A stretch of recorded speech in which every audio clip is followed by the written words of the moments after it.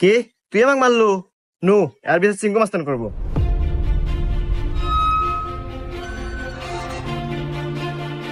সিংহ মাস্তান, ও আমাকে একটা থাপড় মারছে, আর বিচার দেন। এই, আমি সিংকু মাস্তান। এই এলাকা যত সমস্যা সঠিক সমাধান আমি নিজে দেই। নয় ওরা এক থাপড় খাবো, আর নাহলে এক থাপড়ের বদলে 10টা জরিমানা দেবো। সিংকু মাস্তান, আমার কাছে তো কোনো এখন টাকা পয়সা নাই, একটা থাপ্পড়ই দেন। এই, মার একটা থাপড়।